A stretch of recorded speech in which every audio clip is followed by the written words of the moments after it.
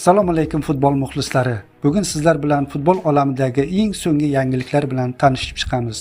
Agar kanalimizga obuna bo'lmagan bo'lsangiz, obuna bo'ling va ushbu videoga kanalimiz rivoji uchun like bosishni unutmang.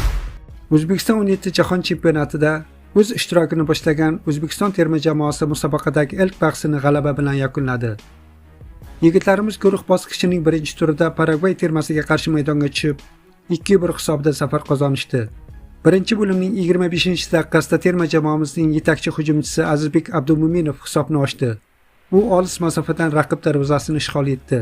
Tanaffus arafasida o'sha Abdumo'minov yana bir bor sahna markaziga chiqdi. Qanotdan yetkazib berilgan to'pni Azizbek raqib jarima maydoni ichidan darvozaga joylab qo'ydi va dubl muallifiga aylandi. Bu goldan keyin yigitlarimiz ruhan ustunlikni qo'lga kiritishdi va birinchi bo'limni 2-0 hisobida yakunlashdi. Ikkinchi bo'limda Islom Ismoilov shogirdlari o'z hisobidan kelib chiqib, taktik jihatdan to'g'ri harakat qilishdi. Shunga qaramay 89-daqiqada Paragvay jamoasi penaltidan hisobni qisqartirishga muvaffaq bo'ldi. Uchrashuv O'zbekistonning g'alabasi bilan yakunlandi. O'zbekiston keyingi bahsni 8-noyabr kuni Irlandiyaga qarshi o'tkazadi.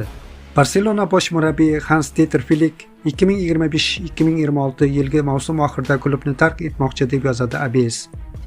Manbaga ko'ra 60 yoshli nemis murabbiylar shtabiga charchoq, shuningdek ba'zi futbolchilarning munosabati va rahbariyat tomonidan qo'llab-quvvatlanmagani sababli ketmoqchi ekanligini aytgan. Flick 2024-yilning yozidan buyon Barselonada ishlab kelmoqda.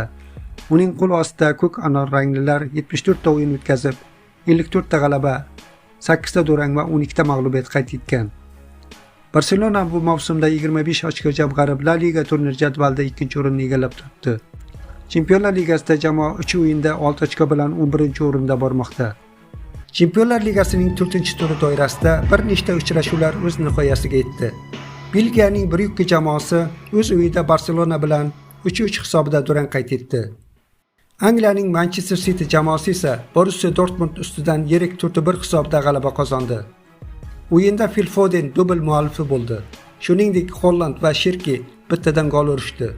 Dortmundliklarning yagona javob goliga esa Anton mualliflik qildi. Abduqodir Husanov ushbu bahsda zaxirada qoldirildi. Bahrayn poytaxti Banama shahrida Andijon klubi Al-Haldaga qarshi Osiyo Chempionlar Ligasi 2ning 4-tur uchrashuvini o'tkazdi.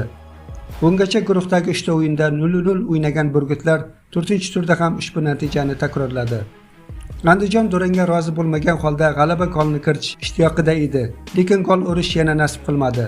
Qolaversa, issiq havoda to'p surish futbolchilarga qo'shimcha qiyinchiliklar tug'dirgani bor gap. Shunga qaramasdan burgutlar darvozasi daxlsizligini saqlab kelyapti va guruhdan chiqish imkoniyati bor. Andijonning navbatdagi uchrashuvi 26-noyabr kuni Bobur Arenada Turkmanistonning Arkadah klubiga qarshi o'tadi.